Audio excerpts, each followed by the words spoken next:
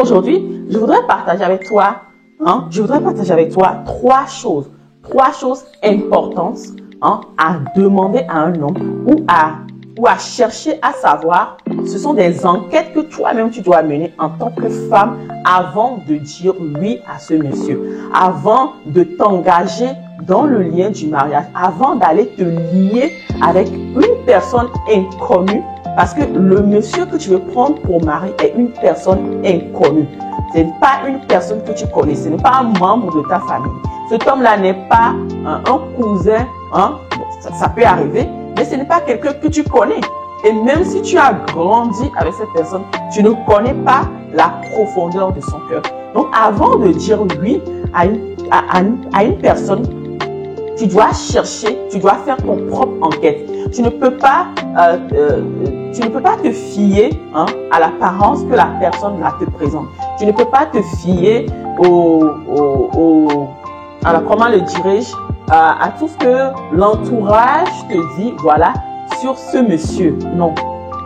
Il y a tellement de choses qui se passent maintenant, ma chère femme, ma chère jeune fille, que tu ne peux plus te fier au physique, te fier au retour des amis, même des parents. Tu dois faire tes propres enquêtes. Bon, aujourd'hui, je partage avec toi trois choses importantes que tu dois chercher à savoir avant de dire oui à ce monsieur.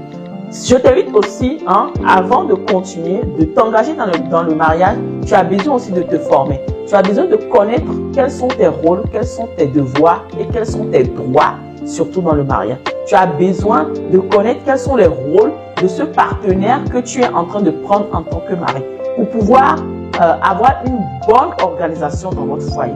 Tu dois aussi monter aussi le niveau spirituel avant d'engager le mariage, avant de rentrer dans le mariage. Parce que nous voyons qu'il y a beaucoup de personnes qui se marient. Et une fois mariés, ils vivent beaucoup de complications parce qu'ils n'ont pas pris le temps d'augmenter leur énergie spirituelle, d'augmenter, de devenir des femmes spirituelles, des femmes ferventes, de devenir des femmes qui ont bâti une relation avec le Saint-Esprit, avec Dieu avant d'entrer dans le mariage. Donc, tu as besoin de savoir toutes ces choses, d'acquérir aussi toutes les astuces qu'il te faut pour être une bonne épouse, une femme qu'il ne voudra jamais laisser. Parce que la concurrence, elle est rude et elle est atroce.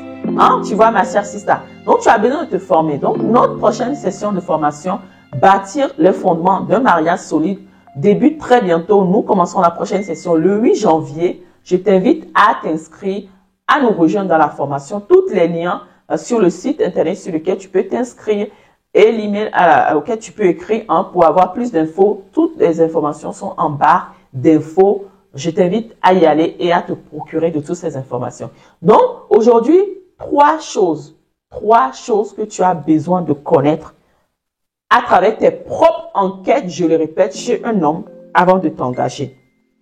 Première chose, tu dois vérifier si c'est un homme qui aime Dieu. Si c'est un homme, je ne dis pas si c'est un homme qui va à l'église. Non, j'ai pas dit ça.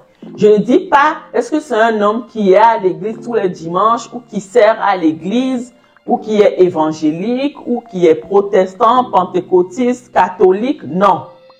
Je dis, il faut que tu vérifies si c'est un homme qui craint Dieu, qui aime Dieu. Qu'est-ce que tu dois avoir pour savoir si cet homme-là, il craint ou il aime Dieu?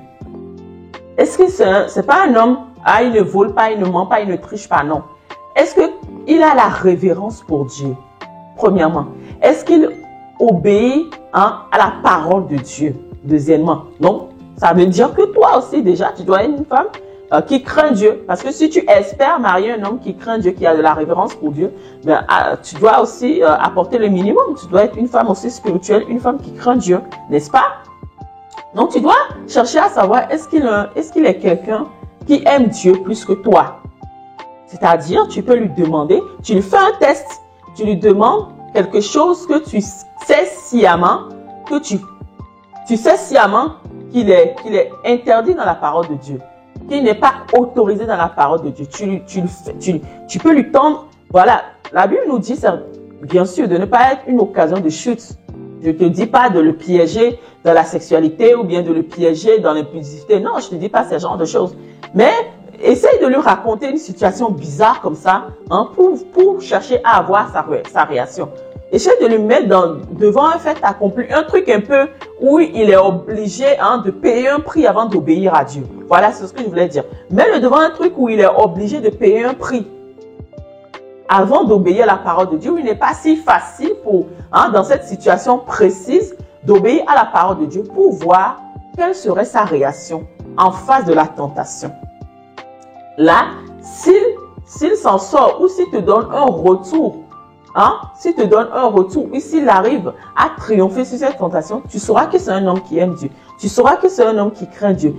Et assure-toi qu'il soit un homme qui aime Dieu plus que toi. Ça, je le répète. Pourquoi est-ce que je te dis, assure-toi qu'il soit un homme qui aime Dieu plus que toi? Parce qu'un homme qui aime Dieu plus que toi, chère femme, c'est un homme qui est prêt à tout pour faire plaisir à Dieu. Tu vois? Et si c'est un homme qui est prêt à tout pour faire plaisir à Dieu, ben, c'est un homme qui est prêt à tout pour te faire plaisir aussi, tout simplement. C'est un homme qui ne va pas te détruire. C'est un homme qui ne va pas te briser. C'est un homme qui après t'avoir pris, ta valeur ne diminuera pas, en fait, devant lui au fil des années. Non. Un homme qui aime Dieu, c'est un homme qui s'aime soi-même d'abord et qui saura aimer sa femme. Parce que qu'est-ce que la Bible dit à l'homme dans la parole de Dieu? La parole de Dieu recommande à l'homme, exige à l'homme que l'homme puisse aimer son épouse comme son propre corps. Tu vois? Donc si c'est un homme qui aime Dieu, qui craint Dieu véritablement, c'est un homme qui va t'aimer automatiquement, qui sera prêt à faire plaisir à Dieu. Et tant qu'il fera plaisir à Dieu, assure-toi que tu vas vivre un mariage heureux. Donc, deuxième point, assure-toi qu'il soit un homme qui respecte ses parents. Du moins, qui respecte tout ce qui est autorité en face de lui. Est-ce que c'est un homme qui a de l'honneur pour ses parents? Est-ce que c'est un homme qui honore ses parents? Est-ce que c'est un homme qui craint les autorités? Parce qu'un homme rebelle, ma sister, va te causer beaucoup, mais vraiment beaucoup de problèmes. Un homme rebelle dans la société, un homme rebelle en face de ses parents. Mais imagine-toi, réfléchis une seule seconde. Un homme qui ne respecte pas ses parents, est-ce qu'il va pouvoir te respecter toi? Tu n'es pas son père, tu n'es pas sa mère, hein? Tu n'es pas une autorité du pays. Si ce dernier, je te le répète encore, si ce dernier ne respecte pas ses parents, n'honore pas ses parents, il ne te respectera aucunement. Sois sûr de ça, sois certain de ça. Quand tu vas chez lui à la maison, cherche à observer, ouvre bien tes yeux, hein, et regarde la relation qu'il entretient avec ses parents. Est-ce qu'il salue sa maman avec révérence et qu'il salue son papa avec révérence? Quelle est la manière qu'il utilise pour parler à ses parents? Sache, ma sister, que cette manière qu'il utilise pour parler à ses parents, il fera 2 fois plus. S'il utilise des langages vulgaires envers ses parents, il fera 2 fois plus pour toi. Parce que toi, voilà, t'as même pas le niveau de ses parents, de ces personnes-là qui l'ont mis au monde. Tu imagines? Est-ce qu'il parle avec révérence à ses patrons? Et même derrière, quand il vient à la maison, bon, supposons que vous n'êtes pas encore marié, quand vous vous retrouvez à deux, comment est-ce qu'il parle des autorités? Comment est-ce qu'il parle de son père? Comment est-ce qu'il parle de sa mère? Comment est-ce qu'il parle, par exemple, du président de son pays, du maire, du préfet, de tout ce que Dieu a élevé comme autorité dans le pays? Comment est-ce qu'il parle d'eux? Parce que si cette personne-là, par exemple, ne respecte pas les autorités, il n'aura pas de problème à te demander le divorce. Parce il n'écoutera le conseil de personne. Tu vois? Parce que nous savons que quand il y a des problèmes dans le couple comme ça, alors, tout le monde cherche à avoir l'avis d'une personne plus sage, plus âgée, plus respectable. Donc, les premières démarches avant d'éviter le divorce, qu'est-ce que la famille fait? Ben, c'est d'aller chercher des conseils chez les aînés, chez les parents, chez les oncles, mais vraiment des personnes sages. Donc, si ce dernier ne révère pas ces personnes, qui sont des personnes sages dans la société, qui sont des personnes établies, qui sont des personnes habilitées à vous donner des conseils pour éviter le divorce. Mais s'il n'arrive pas à respecter ces genres de personnes, ne le prends pas. Ne le prends pas, ne lui dis pas oui. Ne lui dis pas oui parce que toi, ta situation sera pire. De la manière, il est en train de traiter des personnes plus élevées que toi, plus importantes dans la société. Ses parents, son père et sa mère qui l'ont mis au monde, qui ont saigné pour qu'il devienne cet homme qu'il est aujourd'hui. S'il n'arrive pas à les respecter, c'est pas toi qui les respectera. Non, non, non. Il ne te respectera pas. Donc, ne lui dis pas oui. Troisième point. Est-ce que c'est un homme de principe? Est-ce qu'il est un homme de principe? Est-ce qu'il est un homme qui est prêt au sacrifice? Est-ce qu'il est un homme qui est prêt à se sacrifier pour que toi, qui seras son épouse, pour que ses futurs enfants soient à l'aise? Est-ce qu'il ne sera pas un homme qui ira vendre son âme dans des groupes ésotériques dans le but de chercher des gains faciles? Est-ce qu'il sera un homme qui va vous conduire sur la bonne voie ou qui va te détourner de la bonne voie? Ça, ce sont des questions, ce sont des enquêtes que tu dois faire toi-même. Est-ce qu'il est un homme intègre? Est-ce qu'il est un homme qui ne bouffe pas l'argent des gens? Oui, est-ce qu'il est un homme est-ce que quand on lui prête de l'argent, est-ce qu'il rembourse? Est-ce que c'est un homme qui a des principes? Qu'est-ce qu'il est un homme intègre? Est-ce que quand on lui prête l'argent, ma sister, est-ce qu'il rembourse à ses amis? Est-ce qu'il rembourse? Ça, c'est un test que tu vas lui faire. Tu vas même essayer de lui prêter de l'argent. Ou bien envoie quelqu'un pour lui prêter de l'argent pour voir s'il va rembourser. Ça, ce sont des principes. Un homme à principe, il ne garde pas l'argent d'autrui. Non. Il ne garde pas l'argent d'autrui.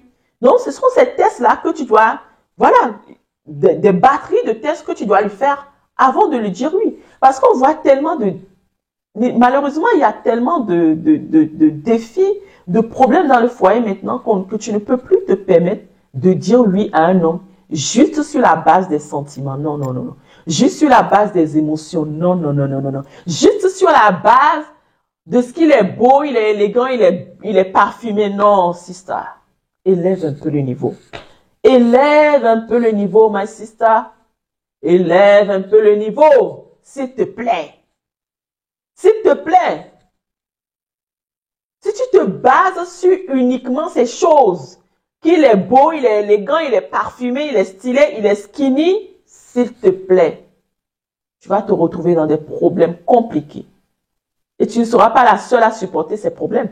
C'est tes enfants que tu auras à faire dans ce foyer aussi vont devoir supporter ces problèmes que tu n'as pas pris le temps de prévenir, de traiter, parce que tu n'auras pas pris le temps de mettre ces batteries de défis, d'enquêtes, que tu n'auras pas pris le temps de faire ces enquêtes.